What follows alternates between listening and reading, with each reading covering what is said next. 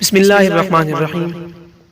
ہم اپنے موضوع کا آغاز پیارے ناموں سے کریں گے، یقیناً وہ نام ہمارے لیے قابل عزت بھی ہیں۔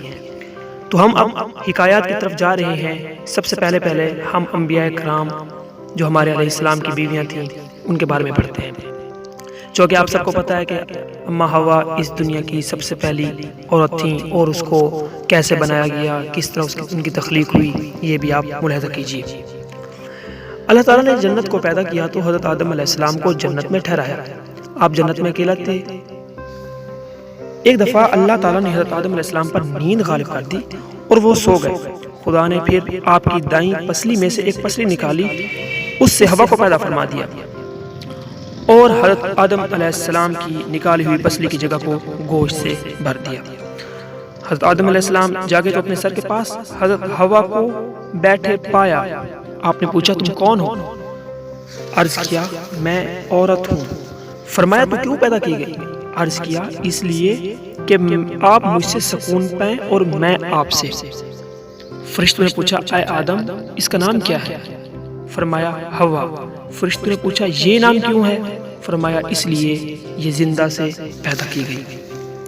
اسی طرح اگر ہم اس بات سے سبق حاصل کرنا چاہیں تو ہمارے لیے اس دنیاوی زندگی میں کیا کیا سبق حاصل ہو سکتا ہے، یہ بھی ساتھ ہی ملاحظہ کیجیے۔ عورت کو خدا تعالیٰ نے مرد کے سکون کے لیے پیدا فرمایا اور مرد کو عورت کے سکون کے لیے۔ چنانچہ اللہ تعالیٰ نے قرآن مجید میں بھی اس بات کی وضاحت کر دی ہے۔ فرمایا وَمِنْ آيَاتِهِ أَنْ خَلَقَ لَكُم مِّنْ أَنفُسِكُمْ أَزْوَاجًا لِتَسْكُنُوا إِلَيْهَا، اور اس کی نشانیوں سے ہے کہ تمہارے لیے تمہاری ہی جن سے جوڑے بنائے کہ ان سے آرام پاؤ۔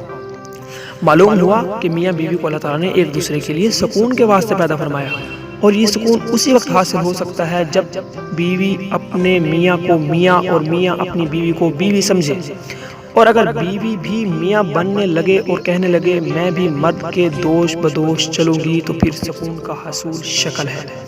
میں نے لکھا ہے نئی تہذیب کا نقشہ آیا ہے، میاں بیوی ہے اور بیوی میاں ہے، برابر مرد کے عورت کو سمجھیں، زمین کو کہہ رہے ہیں آسماں ہے۔ اسی طرح آج کل کے بعد مرد بھی ایسے ہیں جو دیکھنے میں تو میاں نہیں بیوی نظر آتے ہیں۔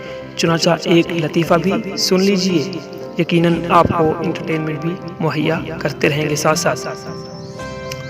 ایک ڈانسر نے کمال کا ڈانس کیا۔ کرسی پر بیٹھے ہوئے ایک شخص نے داد دیتے ہوئے کہا واہ ری لڑکی کمال کر دیا تو نے۔ دوسرے شخص جو اس شخص کے پاس بھی بیٹھا تھا بولا ارے وہ تو میرا بیٹا ہے۔ پہلے شخص نے معافی مانگتے ہوئے کہا مس صاحبہ معاف کیجئے۔ دوسرا پھر بولا ارے میں تو اس کا باپ ہوں۔ فرمائے ایسے جوڑوں میں جن میں میاں بیوی کا امتیاز ہی کوئی نہ ہو سکون پیدا ہو سکتا ہے؟ میں نے لکھا ہے نئی تہذیب کا دولہا بھی آتا ہے نظر دلہن، نئی تہذیب کا دولہا بھی آتا ہے نظر دلہن، یہ گویا ہو رہا ہے عقد لڑکی ہی لڑکی سے۔ یہاں ایک حدیث مبارکہ بھی ملاحظہ کیجیے۔ حضور اکرم صلی اللہ علیہ وآلہ وسلم کا ارشاد ہے میری امت کی عورتوں پر تو سونا اور ریشم حلال ہے لیکن مردوں پر حرام ہے۔ معلوم ہوا کہ سونے کا زیور انگوٹھی وغیرہ عورتیں پہنتی ہیں، مرد نہیں۔ لیکن آج کل شادیوں میں لڑکے والے دولہا میاں کے لیے سونے کی انگوٹھی تیار کر کے دولہا میاں کو پہناتے ہیں اور دولہا خوش ہو جاتا ہے۔ حالانکہ دلہن والے دولہا کو سونے کی انگوٹھی پہنا کر میرے شعر کے اس مصرے کی تائید کرتے ہیں یہ گویا ہو رہا ہے عقد لڑکی ہی سے لڑکی کا۔ یہ بھی معلوم ہوا کہ عورت کی پیدائش پسلی سے ہوئی، اور حضور اکرم صلی اللہ علیہ وسلم نے فرمایا کہ عورت کی پیدائش پسلی سے ہوئی ہے اور پسلی ٹیڑھی ہوتی ہے، اس سے نرمی اختیار کرو کیونکہ پسلی کو اگر سختی کے ساتھ سیدھا کرنا چاہو گے تو وہ ٹوٹ جائے گی، اور اس کا ٹوٹنا کیا ہے یقیناً آپ سب جانتے ہیں، وہ طلاق ہے۔ اس لیے حتی المقام عورت سے نرمی اختیار کرو۔ سبحان اللہ کیسی مبارک تعلیم ہے۔ اگر اسی ایک حدیث پر عمل ہو جائے تو یہ آئے دن کے طلاق کے جھگڑے ختم ہو جائیں۔ حضور اکرم صلی اللہ علیہ وسلم نے جہاں مردوں کے حقوق عورتوں پر بیان فرمائے وہاں یہ بھی فرمایا کہ تم میں سب سے اچھے شخص وہ ہے جو اپنی بیوی سے اچھا سلوک کرے، اور میں اپنی بیویوں سے تم سب سے اچھا سلوک کرتا ہوں۔